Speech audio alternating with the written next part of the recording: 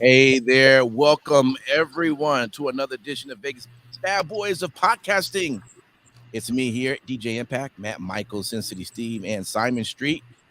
And we're back. Let me start off just by saying, and still your undisputed champion in predictions. I have the records. I have labeled them all, and I came out on top. I had 10 right. Simon Street had 8. Matt Michaels had 7, and Sin City Steve only had 5 right. So hold on. Nothing about this business at all. So hold on. Time out. So if I recall, whoever won the title is the person that had perfect. So therefore, no. So that wasn't the case. Whoever had the most. It was whoever had most. Oh shit! How many did I almost beat your ass? Yeah, you had 8. Almost only counts on horseshoes, hand grenades, and limited nuclear warfare, brother. All right. Well, look. Next WrestleMania, I'm coming for your ass. I'm gonna do the research. This is me not doing research. I came close. All right, guys. Well, hey, everyone, welcome to the show. We missed you. Of course, it was Mania weekend last weekend, and we were out in Dallas. At least most of us were. Somebody else was over here partying at the Grammys and all. Having a blast. Somebody had to do the hard gig. That's right. So this show, we're going to pretty much be not only talking about this past week wrestling, but we will also include WrestleMania and Stand and Deliver into whatever we think should be mentioned during that time. All right. So with that, make sure if you're watching us live on Twitch, YouTube Live, or Facebook Live, throw your comments in the chat. We'll try to get them on as we can. And as always, we thank you and appreciate you for hanging out or just listening to us on the podcast. All right. So with that, let's get with the 4-way stop. All right. Why don't we start with you, Mr. Sin City Steve? What was your 4-way stop for the week? All right. So obviously, Roman Reigns is without a doubt, without question, the most dominant champion in the history of WWE. At least he's being positioned that way. Roman sent Brock back to the farm where he can count his mountains of cash, while Roman claims his place solely at the head of the table. Right. At least until Cuzzo shows up. We'll see what happens there. Elsewhere, prodigal son himself, Cody Rhodes, returned to WWE, obviously as Mr. McMahon's handpicked mystery opponent for Seth freaking Rollins in the worst kept secret of all time at WrestleMania. Long story short, Cody is exactly where he belongs.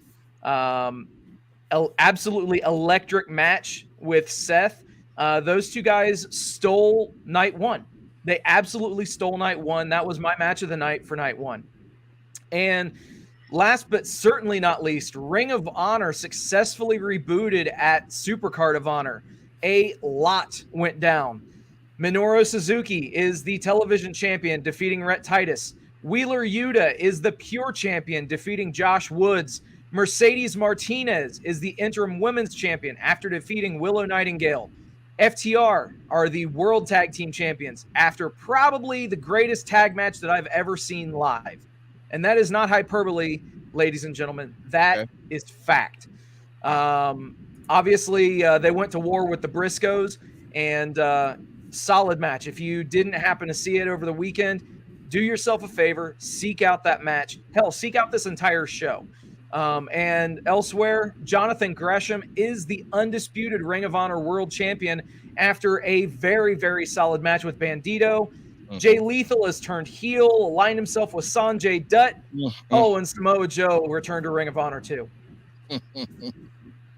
Yeah, those are all some great highlights for the weekend, man. All right, let me go over to you, Simon Street. What you got? Well, pretty much from my 4-way stop, I'm going to kind of just jump in a little bit with the Monday Night Raw after WrestleMania, which, I was very highly critical on, thinking that it was going to be what it was in the last 4 years, suckage. This year wasn't so much suckage, but still left me wanting better. I will say some of the highlights of Raw that I appreciated was, obviously seeing Bay, aka not Chris Bay, but my Bay, at least for the TV, Sasha Banks and with Naomi.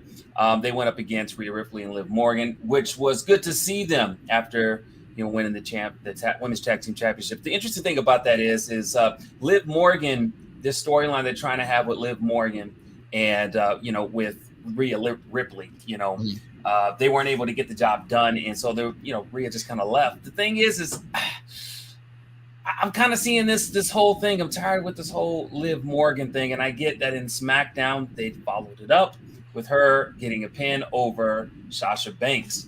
I'm tired of seeing this whole thing with Liv Morgan. Like, she can't get the job done. I'm getting tired of it. They seem to always go to the well with that. They need to do something with it. Hopefully something will come about it, because I do like Liv Morgan, want to see more of her to come about it. Outside of that, Austin Theory.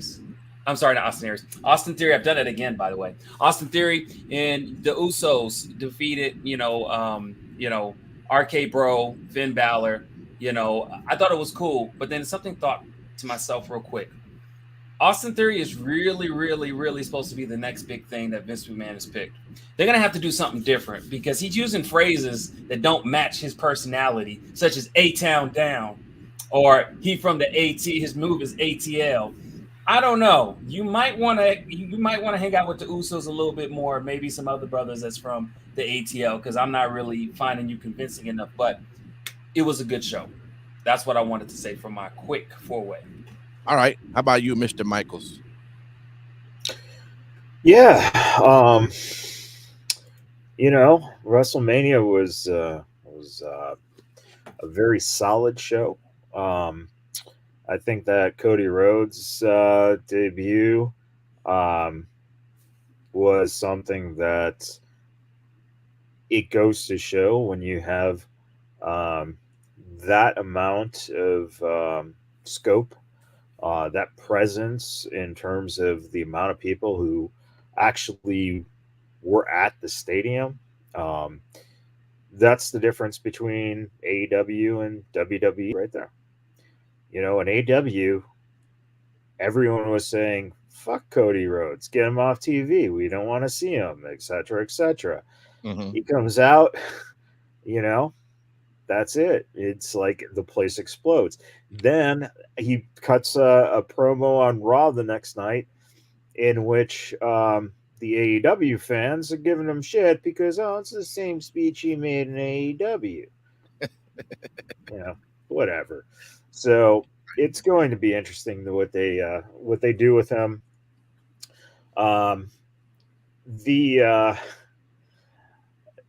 So Samoa Joe, of course, he shows up ROH, and then he debuts on Dynamite, and once again, the genius of booking over there, Max Caster, their guy, the rapper who goes out and makes the raps.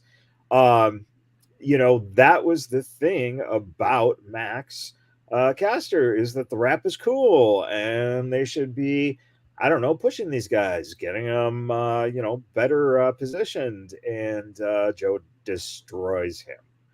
So, WWE guys coming into AEW, once again, AEW, WWE, same show. You also had a wonderful moment with the NXT fans this week, chanting that was stupid after the Duke versus Loomis match ended in a roll around on the outside of the ring between the four of them. Right. The only thing that was missing was a bowl full of keys right there, because it seems like the the couple swapping is going to happen at some point there. It was really sad that John Cena wasn't at WrestleMania. That's just for you, Bradley. And and finally this week I found really cool is that we are finally getting vignettes back for Lacey Evans, and now we're going to see her tell her story for the next couple of weeks, and exciting to see her finally getting back into the mix after having her second child, and Yeah. should be cool to see her back on TV. Do you think they're going to have pictures with her child and Ric Flair together? Well, we find out Dominic's her kid. Oh, that makes sense. All right. Well, look, let me jump in there right quick. My four-way stop: Bianca Belair versus Becky Lynch at Mania. That right there was just fire to me. I tell you that as far as I'm concerned, that could have been a main event. I know Stone Cold had the main event that, but hey, even before the Stone Cold and KO show, they could have headlined that, because that match right there was definitely fire there. From Stand and Deliver, the fatal 5-way ladder match, I thought that was pretty awesome right there. I didn't I didn't know what to think about. I figured maybe Grimes would get it, because come on, you're putting his father in there, and his father passed away, and that's his biggest wish and all. But at the same time, I was thinking maybe we were going to just continue with Carmelo being the champion. But it was overall just an exciting ladder match. You really didn't know who was going to win that. Definitely one of my favorite matches of that night. For Raw, Braun getting the title from Dolph. It was just, listen, everyone's all in on Braun. I just hope, man, that he ends up truly delivering, being the man. And he got his first, if you watch NXT this past week, he kind of got his first heckle he was kind of getting. The fans were chanting like, "We want Dolph," or Ziggler. They say, "We want Ziggler." And then the other half of was saying, "No, we don't." But not too many people ever say anything. He doesn't get any boos or any, no one really says anything negative to him. But he kind of was able to hold his own in that ring. So good for him. He's going to have to learn that, because that's one of the toughest parts, is when fans can just be a straight asshole to you, and you have to figure out how to maintain your composure, your thoughts, so that you're not looking stupid on camera. And the last one, I going back to that, the Gunther versus Braun for the NXT title, I actually thought that match was really good.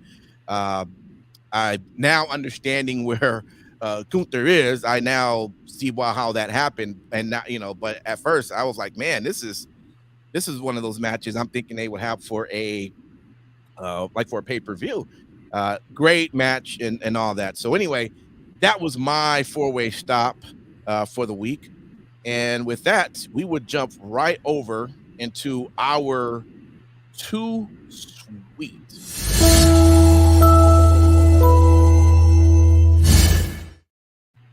Okay, so with that, Simon Street, I'm going to start with yours. What was your Too Sweet for the week? Well, my definite Too Sweet for the week was actually Elias coming in as Ezekiel. At first, I didn't even know it was your boy, because I always see him with his pants on, but he didn't have his pants on because Elias, But the only thing that was Too Sweet for the week is seeing him finally, because he's somebody that I've actually have missed seeing on a regular basis. But this new iteration is kind of throwing me a little bit sideways for a second, especially his shave job. He definitely needs a mustache.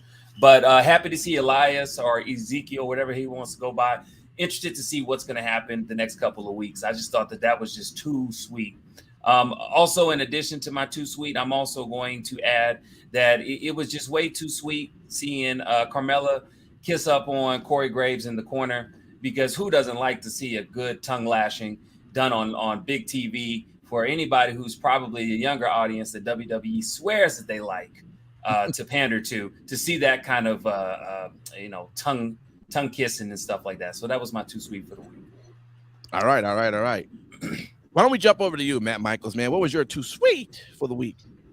Very simple. Sami Zayn from that WrestleMania match, which was amazingly pulled off, for everything he did in that match to make the Jackass crew look really good. That was wonderful. And I also loved the match on SmackDown.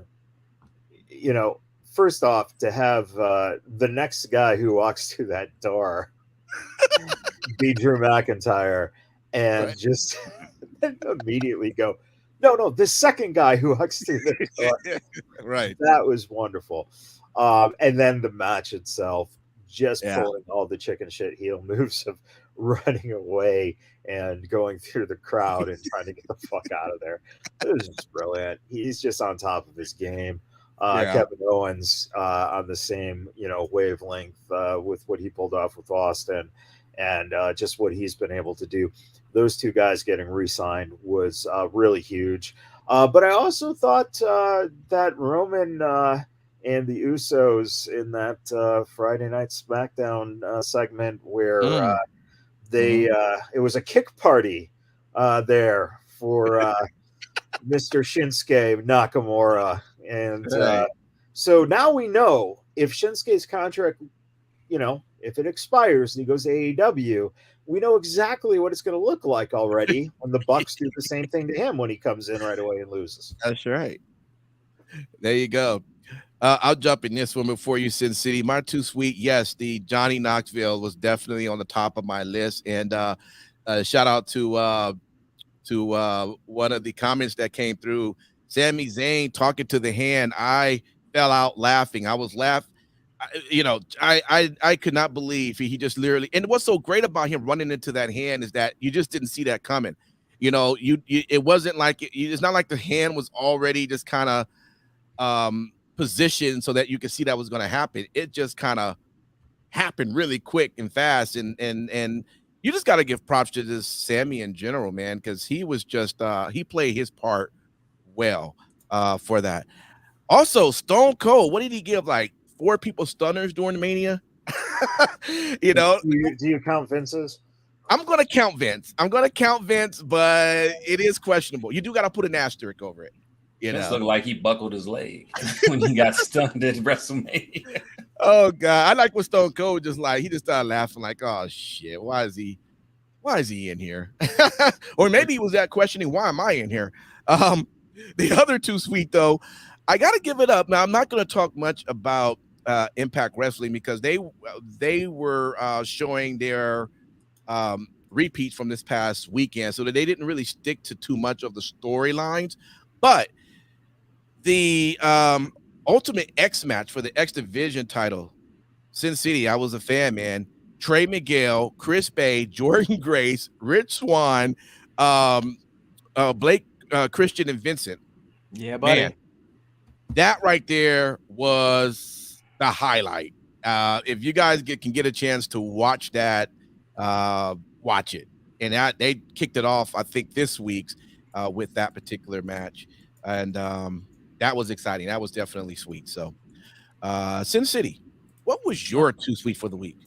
Well, let's start off with this. All of the celebrity performers from WrestleMania, every single one brought their A game. They all looked like $1 million. From Johnny Knoxville and the Jackass crew helping Sami Zayn put on a match that won't soon be forgotten, to Logan Paul's, let's call it what it is, natural ability in the ring. The dude looked like he belonged there. If you were to actually ask somebody who hasn't watched WrestleMania or watched wrestling, which of the 3 people in this match are actual professional wrestlers, I guarantee that most people would say that Logan Paul was one of those that were an actual pro wrestler.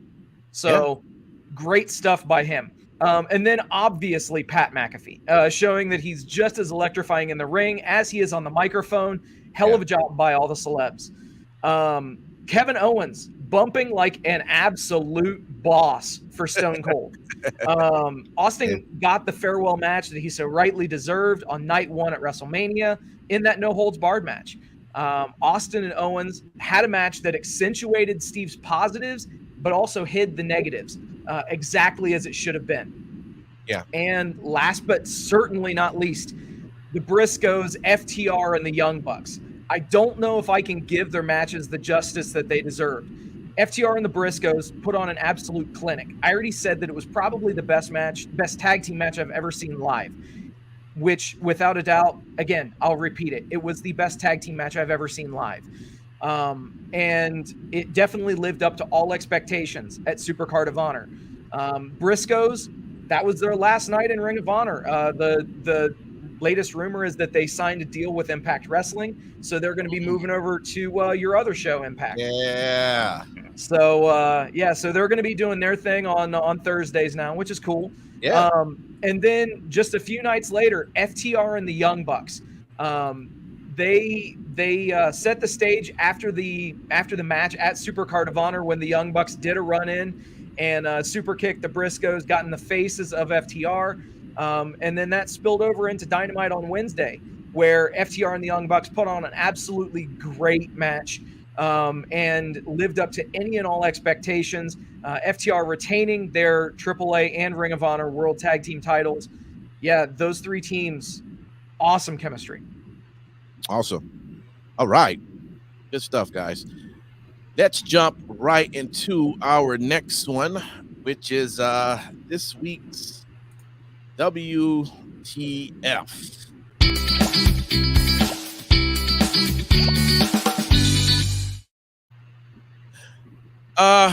I'll start this one off. Let me start off by saying I am kind of confused why the titles was put on MSK. I'm just I'm a big fan of MSK and of their wrestling, and I know there's a lot that has come out within the last few weeks. But from my understanding, those at WWE was aware of a lot of the things that had came out, and for some reason this was still kind of put on them, and it's kind of weird that now after you put it on you just take it off, and now he's gone. That's Nash Carter, I guess.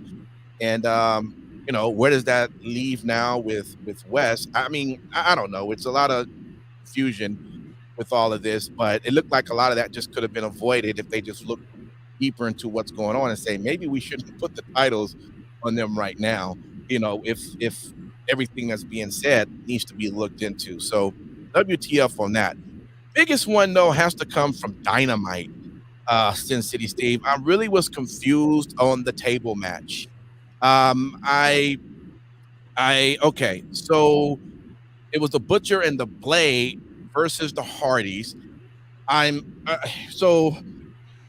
Okay, so you have one of the guys, I don't know, I guess the Butcher goes to the table. That doesn't count because of it wasn't an offense. What was the title they kept saying constantly? It wasn't an offensive maneuver. Yeah, offensive maneuver. So then you had that. Then apparently Jeff Hardy supposedly went through a table, although he didn't go through the table, and he was now not a part, which I was confused on that. And then I don't know, it was a lot of confusion. And then after you get put through the table, I thought maybe that was going to end the match, but apparently you got to put both of your members through the table. Like, why wasn't it explained how this is supposed to be? The whole thing was just a clusterfuck for me. I don't know, but that's just me. All right, so let me go over to you, Simon Street. Maybe you got a better WTF than I got, but I'm still trying to figure that one out. Well, I definitely have probably not a better WTF, but the WTF nonetheless is MVP turning on Bobby Lashley and obviously the new manager of Omos. I say what the fuck, not because he turned on Bobby Lashley. I knew that to a certain extent that was bound to happen, but kind of getting with Omos. Here's somebody that, my personal feelings aside, I feel like Omos is one of those guys you hold back for only pay-per-views. I think he's big, he's tall. Yes, he can move great in the ring, but outside of that, I don't know. I don't see why can MVP sprinkle some of that spice he's been working with the last since 2020, and help out Omos. I don't know. I just didn't see that coming. I was like, what the fuck? It is what it is. That was the only thing out of the whole week that I just was scratching my head. Maybe other than that would probably be NXT, Nakia Lyons and whatchamacallit, Lash match. That one was did not meet an expectation, although I do love both of the participants' effort. No doubt. All right, let me go over to you, Sin City. I'm going to save Mr. Michaels for last. What do you got? What was your WTF for the week? So I've got a couple. First off, I'm going to say what no one else wants to say. Vince McMahon did not need to compete in a match at WrestleMania. There, it's said. All that was really proven in that match with Pat McAfee was that it's time for Vince to be done in the ring. Yes, he did pick up a win over Pat McAfee, which, of all things, by punting a football into the ribs of a former NFL punter. Okay, great. Yeah, not to mention Vince in taking one of the worst stunners in the fucking history of mankind. Lord have mercy. So bad. Elsewhere, NXT Stand and Deliver. Why? That's the only question I have for the entire show. Why? Why did you have to have it at 11 o'clock in the morning on the same day as WrestleMania? Why did all of the matches have to be shoehorned in the way that they did? Why did you have Dolph Ziggler beat Braun Breaker to retain the NXT title only to drop it on Raw? I guess maybe because they thought more people would be watching it on Raw as opposed to on the cock. I don't know. Dakota and Raquel win the women's tag team titles only to drop them on Tuesday's NXT 2.0. Why? And of course, Gunther proved to be only a speed bump for Braun Breaker. And of course, Gunther and Marcel Bartel got the call up. But oh wait, Marcel Bartel got the call up so much that he lost his name. He is Ludwig Kaiser. Yeah, if you couldn't get any more stereotypical with the fucking names. At least it's not Butcher. Speaking of Ludwig Kaiser, Nash Carter gets fired because of a picture of him imitating fucking Hitler with the mustache and the salute resurfaced. Wait. Steve, can you tell me that wasn't Walt Disney, though? Oh, Jesus. He looks more like Disney because he doesn't have... Look at the picture again, and it's just like... Oh my God. And then so I don't know, to kind of circle back to something that was said earlier. Yeah. So what are they going to do with Wes Lee now that Nash Carter's gone? Yeah. Maybe they could pair him up with Fabian Eichner because he's still in NXT because he didn't get called up for whatever fucking reason. I don't know, man. Stranger shit's happened before. We'll see. Good stuff, man. All right. Matt Michaels, let's go. Well, I definitely echo the you had Braun lose on Saturday to then win the title on Raw, but then on NXT you have Gunther lose cleanly to Braun before you call him up, and then obviously Raquel got called up too, so put the belt on him and then take him off. Yeah, okay. So there's a lot of stuff going on there. Yeah. Another what the fuck? Ezekiel? What the fuck?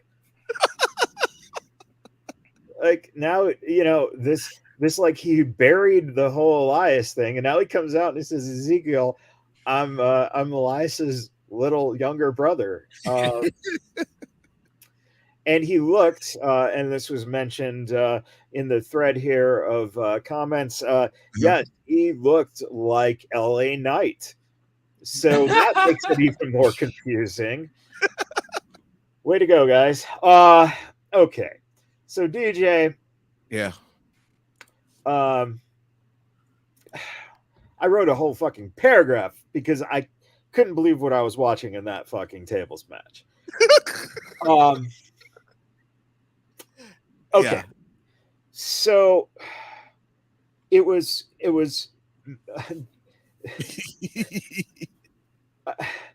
okay. So you can go through a table and not be eliminated because it wasn't an offensive move. Right. So, but in diving from the ring towards the table, that's the definition of offensively doing something. So that was the first, like, right. Okay. Yeah. So, and then, Jeff gets eliminated and then he comes back. And I'm going, like you said, what the fuck is going on? Oh, it's no disqualification. oh, therefore, I guess he could come back because you can't get disqualified if the guy comes back.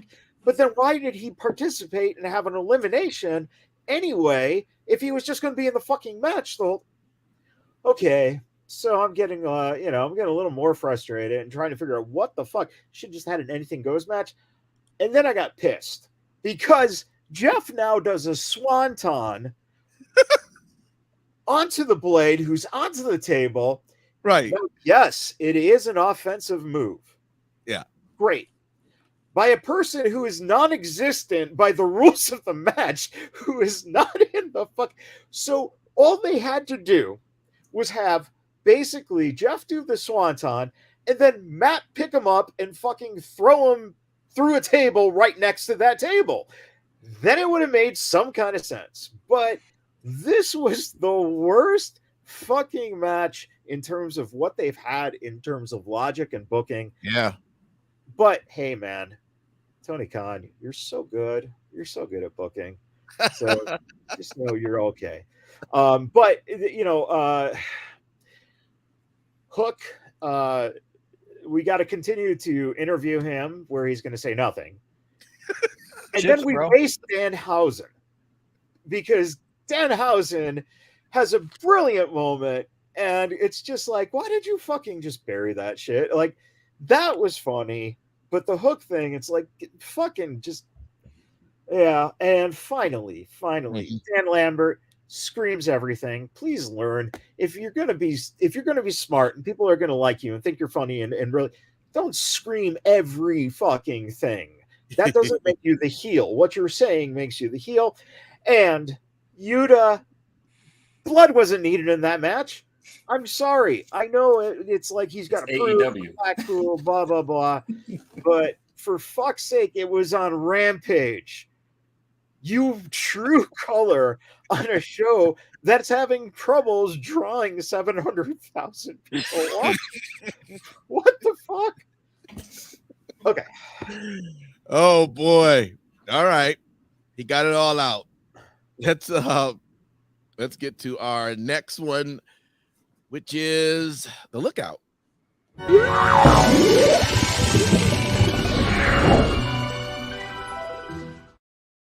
All right, let's start with you, Simon Street. What are you looking out for? Well, I am definitely looking out for Solo Sikoa going against Cameron Grimes. I think that we are now seeing the green light and the rocket strapped to Solo Sikoa. Mm-hmm. I'm glad that he's still in NXT and gets to be able to have a run before. Most likely, we all know that the end result is he will be on the main roster and be participating in the Island of Relevance tour. But I am happy to see that he is going to get obviously an opportunity for, the NXT North American Championship. I think that is well deserving. I think that everything he's done thus far has obviously proven that he is a competitor. He is a superstar that is obviously destined for greatness, not just because of the lineage that he shares with other people who have that same greatness, but because he then adds more definition to it generationally. So not much that I can really say. The lookout for me is Solo Sikoa, and he is going to beat Cameron Grimes. And if he doesn't, then he immediately go to the Island of Relevancy, where I'm sure he will win the Cruiserweight Championship. Because, I mean, let's be honest, Jinder Mahal is not going to probably beat Ricochet. But if it just so happens, hey, I would love to see Solo Sikoa come and smash him in the mouth. All right.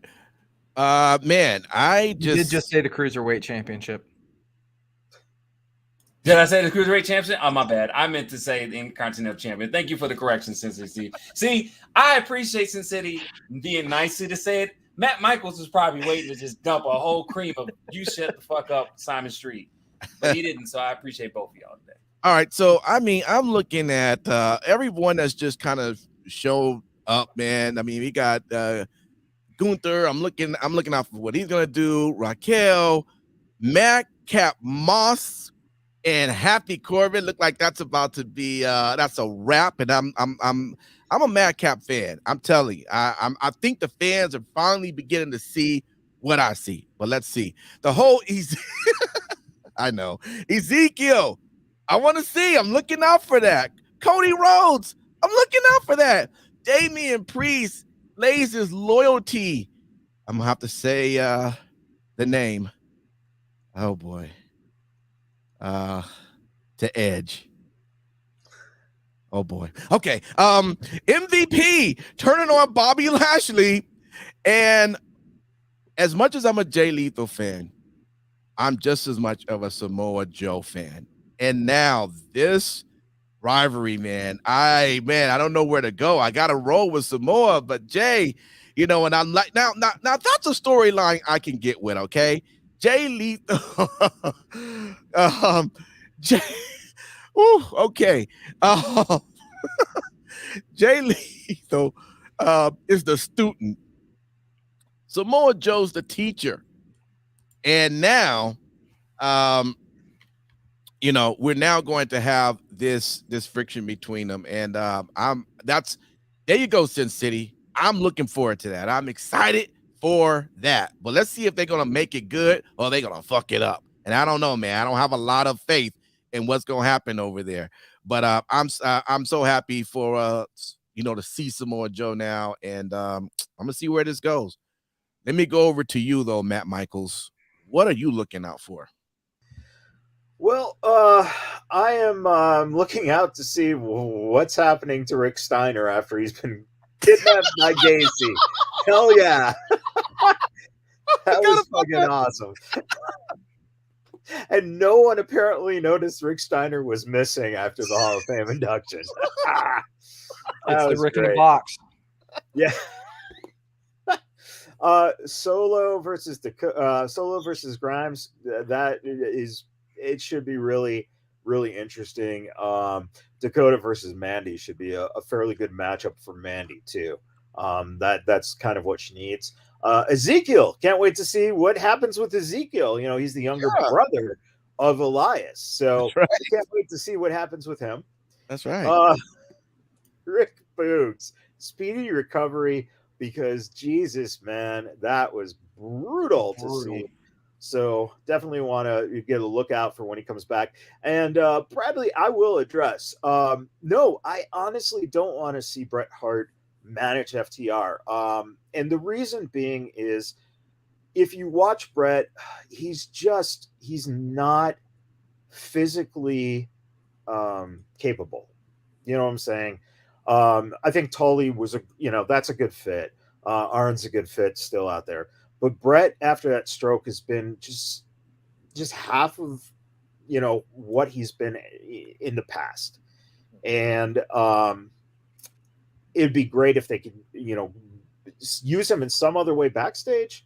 But I don't know if I wouldn't necessarily want to see him on camera.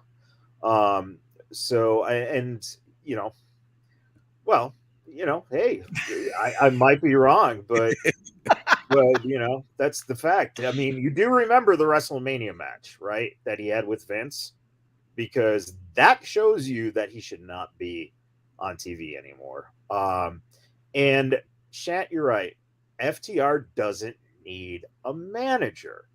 That's another thing. So that's just some thoughts on the lookout. All right. Mr. Sin City.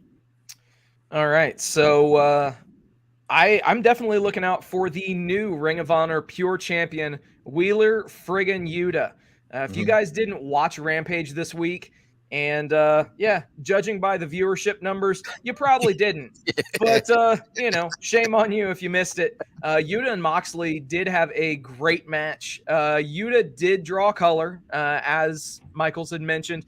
I think that it actually did help to kind of further things along. You did have the visual after the match of him actually taking the blood off of his face and, writing BCC in his chest, in his blood. I think that was a cool visual. But elsewhere, I mean, Wheeler Yuta kicked out of the Paradigm Shift and also the Death Rider from Jon Moxley. I don't think anyone has ever done that in a match. It's always been, if the Paradigm Shift doesn't get you, then the Death Rider will. So it's pretty crazy to see. And then obviously him losing the match by passing out just kind of solidified things. Gets the handshake from William Regal, and we've been talking about it. He is in the Blackpool Combat Club, so very cool to see.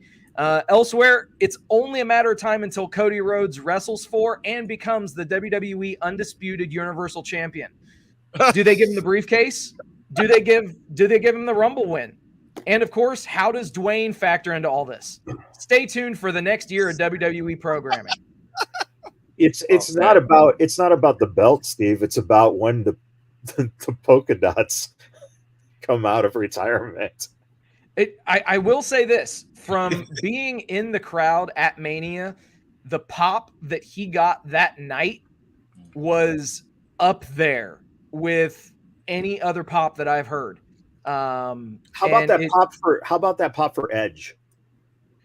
Dude. Oh, wait. I'm sorry. Do you mean Edge? Yeah, I do. Okay. Oh my God. Drink up, Jake. Yeah, time to drink. You know, for those that don't know, you're gonna have to start tuning in and listening so you can figure all this out. Okay. All right. All right. Let's get to our best in show.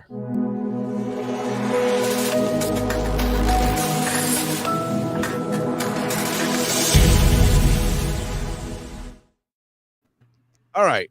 For me, WrestleMania Night 2, best in show, Tribal Chief, keeping the belt, loving it. Johnny Knoxville, Sami Zayn, I was really entertained, laughing. Sasha and Naomi winning the belt, breaking barriers. Come on. Triple H kicking off the show. It was great to see the game. And I hate to do this, but the AJ Styles and Edge match. Fuck. WrestleMania Night 2 was definitely my best in show. But how about you, Matt Michaels? What was yours? I thought I really thought WrestleMania on a whole was really solid. It definitely has been better than some of the recent years, because a lot of it had to do with storytelling. They actually had some coherent stories that got payoffs at WrestleMania. But NXT was solid, Raw was solid. There were one or two matches from AEW that were good. But the best moment of the week was actually a moment that happened after Raw, and that was Cody versus KO, and doing a little tribute to the Bucks with the kick party. But seeing The Rock's mom, right? That was great, man. So if anyone hasn't seen that, check that out. Look it up on YouTube or Twitter, and you'll enjoy that. I'm sorry, man. You can continue unless you were done. No, that's it. I'm done. Okay. All right, let me go over to you then, Sis City. All right, so for me, best in show was WrestleMania Saturday. I had an absolute blast with the live experience, being there. I'm very happy that I made the decision to go to Mania. It was a last minute kind of a thing for me, and I'm very happy that I made the trip. So without a doubt, WrestleMania as a whole, that show was best in show all week. But if I had to narrow it down to one night of Mania, for me, it was Saturday. Sunday was great. You mentioned a lot of things, Impact, and I agree with those. But I don't know. I enjoyed Saturday more. And then for me, the best match all weekend, though, or all week, was FTR and the Briscoes. I know I've talked about it a lot tonight.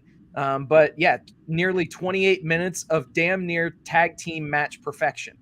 And seek it out. No doubt. All right, Cyber Street, best in show. Best in show for me was without a doubt WWE, from WrestleMania to them shutting me the fuck up about Monday night after WrestleMania being dry, they actually have met my expectation for the most part. But I think the biggest thing is best in show for just wrestling entertainment in general.